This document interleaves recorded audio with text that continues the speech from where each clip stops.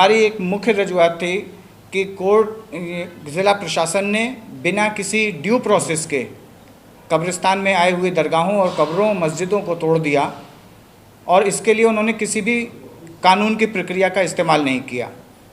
इसके लिए हमने माननीय हाईकोर्ट में याचिका दायर की। हाईकोर्ट ने उसके विस्तार से सुना और आज उसमें उसने अपना ऑर्डर सुनाया। उस ऑर्डर में हाईकोर्ट ने सरकार को नोटिस जारी किया और कहा कि आपने कितने स्ट्रक्चर्स को तोड़ा है उसकी लिस्ट हमको दीजिए। हमारे वकील को भी कहा कि आपके कितने स्ट्रक्चर तोड़े गए हैं उनकी सूची दीजिए और आने वाली 24 तारीख को उन नोटिस के जवाब के आधार पर आगे की ज़्यादा सुनवाई करने में आएगी। हमारी मुख्य डिमांड है कि ये जो भी अतिक्रमण हटाया गया वो सुप्रीम कोर्ट का ऑर्डर होने के बावजूद कि कोई भी डिमोलिशन बिना कोर्ट की मंजूरी के नहीं होगा, वो उसका वायलेशन किया। हमें जो नोटिस दिया गया, हमारा जो पीटीआर में नाम था उसको जो निकालने का आदेश हुआ वो सरकार ने बताया कि 27 तारीख को हुआ, जबकि ऑर्डर वो 27 का जो ऑर्डर था वो 30 तारीख को पोस्ट किया गया और उन्होंने 28 तारीख की सुबह को घरों को तोड़ दिया। हमको सुनवाई का मौका तक नहीं दिया, अपील करने का मौका नहीं दिया। तो ये दिखाता है कि किस तरह से प्रशासन ने अपनी ताकत का इस्तेमाल करके मुस्लिम्स का जो कब्रिस्तान था उसको तोड़ा। तो इसके लिए हमारा रिस्टोरेशन हो और स्टेटस को रखा जाए। स्टेटस को के लिए सरकार ने कोर्ट ने आज क्या कहा है, कोर्ट ने आज क्या ऑर्डर किया? कोर्ट ने हमारी डिमांड के आधार पर पार्शियली ठीक पाया और उन्होंने सरकार को नोटिस जारी किया और उन्होंने कहा कि आप अपनी सूची दीजिए कि कितने स्ट्रक्चर्स को आपने तोड़ा। हमसे भी कहा कि आप अपनी सूची दीजिए कितने स्ट्रक्चर्स आपके टूटे हैं और स्टे देने से उन्होंने मना किया, तात्कालिक राहत देने से मना किया और नोटिस पर सुनवाई के लिए 24 तारीख मुकर्रर की। स्टे देने से मना किया, इसका सीधा अर्थ क्या माना जाएगा? स्टे देने से इसलिए उन्होंने, सरकार के वकील ने कहा कि सारा फेंसिंग हो चुकी है, वहाँ पर अब कोई भी स्ट्रक्चर बाकी नहीं है, तो स्टे देने का कोई आधार नहीं बनता है। तो कोर्ट ने इसके बारे में क्या कहा?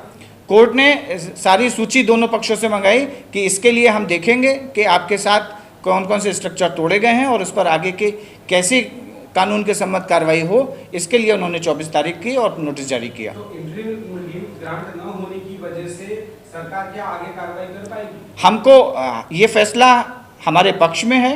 हमारी लार्जर डिमांड जो है कि हमारे साथ ड्यू प्रोसेस फॉलो नहीं किया गया, कानून का पालन नहीं किया गया, उसको पार्शियली कोर्ट ने माना और इसी आधार पर उन्होंने सरकार को नोटिस जारी किया। ये हमारे लिए न्याय के लिए एक उम्मीद जगाता है।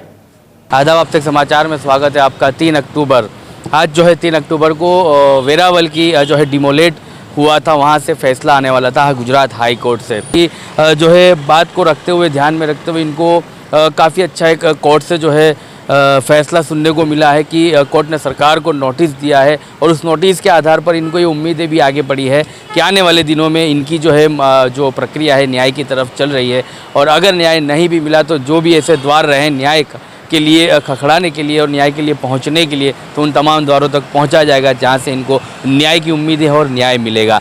आज नफीस सर, क्या क्या बात हुई और क्या कुछ जो है सरकार ने कहा, कुछ आज के डिसीजन से कुछ ऐसा लग रहा है कि कुछ उम्मीदें जागी है? हम लोगों ने 28 तारीख को जो प्रभास पाटन वेरावल में मुस्लिम कब्रिस्तान, दरगाह और मस्जिद ईदगाह को जो तोड़ा गया, उसके खिलाफ औलियाए दीन कमेटी ने एक पिटीशन फाइल की कि इस प्रक्रिया को लागू करने में सरकार ने कोई भी जो कानून सम्मत तरीके हैं उनका पालन नहीं किया। इसके आधार पर 2 दिन बहस चली। आज उसमें ऑर्डर आना था। माननीय उच्च न्यायालय ने उस पर काफ़ी लंबा अपना फैसला सुनाया और उस फैसले में हमारे मुद्दों को प्रभावी मानते हुए सरकार को नोटिस जारी किया और कहा कि आप आने वाली 24 तारीख को बताइए कि आपने किन किन चीज़ों को तोड़ा और हमारे वकील को भी कहा कि आप बताइए कि आपके क्या क्या चीज़ें टूटी। तो ये फैसला थोड़ा राहत भरा है कि सरकार से एफिडेविट पे जवाब मांगा गया है कि वो लोग क्या प्रोसेस फॉलो हुआ है उसको बताएं। सर, इन मुद्दों पर बात हुई कि ये तो मामला पहले से ही जो है कोर्ट में चल ही रहा था, वक़्फ़ का मामला भी जो है चल रहा था कोर्ट में, उसके बावजूद भी ये जो है डिसीजन लेना और इस मामले को जल्दबाजी करना कुछ बहुत यही हमारी मांग थी कि इस मुद्दे में जब ऑलरेडी हाई कोर्ट और ट्रिब्यूनल्स में केसेस चल रहे हैं तो ऐसी क्या जल्दी हुई, जबकि जो हमारा नाम पीटीआर में था, रेवेन्यू रिकॉर्ड्स में था, वो 27 तारीख को कलेक्टर के आदेश से वो आदेश हटाया गया। अब 27 को अगर आदेश हटाया गया तो 28 तारीख की सुबह को बिना हमें सुनवाई का मौका दिए हुए, बिना हमें नोटिस वो आदेश को रिसीव कराए हुए 28 तारीख की सुबह को सत्ता के ताकत के बल पर ये पूरी चीज़ों को तोड़ देना निश्चित तौर पर सत्ता का दुरुपयोग का एक माध्यम है। हमको सुनवाई का मौका न दिया जाना कानून का खुल्ला उल्लंघन है। सर, ये काफ़ी बरसों पुरानी मस्जिदें थी, मकबरे थे, जो कब्रें थी, अपने पूर्वजों को भी लोग याद कर रहे होंगे, आस्था का भी सवाल था। इन मुद्दों पे क्या कुछ बहस हुई सरकार की, वकील की और आप? हमारी तरफ से इन सारे मुद्दों पे बात की गई कि ये कब्रिस्तान था 1903 में हमको तत्कालीन सरकार ने दिया था, और ये चूँकि टाइटल सूट का मसला है, ये टाइटल सूट जब तक डिसाइड नहीं होगा कि ये मालिकी किसकी है, किसके उसमें है, तो उससे पहले ये डिमोलिशन करना कितना हमारी आस्था के साथ जो खिलवाड़ है। हमारे पूर्वज वहाँ पर दफन हैं, हमारे औलिया इकराम वहाँ पर दफन हैं, तो ये सीधे सीधे उनकी आस्थाओं के साथ खिलवाड़ करने का सरकार द्वारा सत्ता के दुरुपयोग के बल पर प्रयास किया गया है। और सर, दूसरा नोटिस को लेकर क्या कहोगे, किस तरह से जो लोग जानना चाहते हैं कि कैसा नोटिस देने में आया? सरकार को ये नोटिस जारी किया गया कि जो पॉइंट्स हमने रखे हैं उसके ऊपर वो बिंदुवार उस पर जवाब दें, वो पॉइंट वार उसका जवाब देंगे। और सरकारी वकील को कोर्ट ने आदेश किया कि जो भी आपने डिमोलिशन किया है, जो भी हटाया है, उसकी सूची दें। और हमारे वकील को भी कहा कि आपका क्या क्या टूटा है वहाँ पर उसका दीजिए, ताकि वो 24 तारीख को उसके आधार पर क्या प्रोसेस फॉलो हुआ है कुछ किसी निर्णय पर पहुँच सकें। सर, एक आखिरी सवाल ये कि लोकमुख चर्चा ये भी है कि जो मंदिर है सोमनाथ का, उसके ट्रस्टी में तो जो ट्रस्टी है वो नरेंद्र मोदी है, जो देश के पीएम बड़ा प्रधान है। तो कहीं ना कहीं लोकमुख चर्चा है कि हम हार भी सकते हैं, क्योंकि बड़ा प्रधान को तो कानून प्रक्रिया पर भरोसा जाता है या बड़ा प्रधान? हमको इस देश के संविधान और इस देश के न्यायालयों पे पूरा भरोसा है।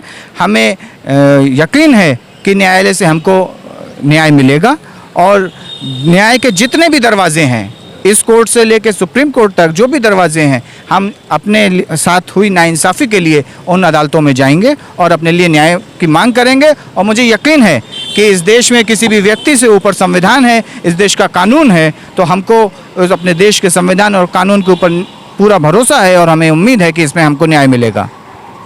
जी, चलिए, थे मुजाहिद नफीस जी ने ये उम्मीद है कि आने वाले दिनों में ऐसे द्वार को जो है पहुंचा जाएगा जहां पर इनको न्याय की उम्मीद है और न्याय मिलेगा। लेकिन कहीं ना कहीं आज जो है इनको खुशी की जो है इनके लहर ये भी है कि सरकार को जो नोटिस जारी किया है कि जो भी जो मामले थे वेरावल के डिमोलेशन के, उसको सही तरीके से देखा जाए। दोनों पक्ष से जो है जवाब मांगे गए हैं। आने वाले दिनों में इस मामले को किस तरह से जो है कोर्ट देखती है, लेकिन कहीं ना कहीं उम्मीद की किरणें ये भी है कि फैसला जो है न्यायपालिका जो है इंसाफ की तरफ देगी, और कहीं ना कहीं इनकी आस्था को और इनकी जो है पूर्वजों की कब्रों को, मस्जिदों को, दरगाहों को बचाने के लिए ये जो लड़त में निकले हैं, तो इनको न्याय मिलकर ही रहेगा।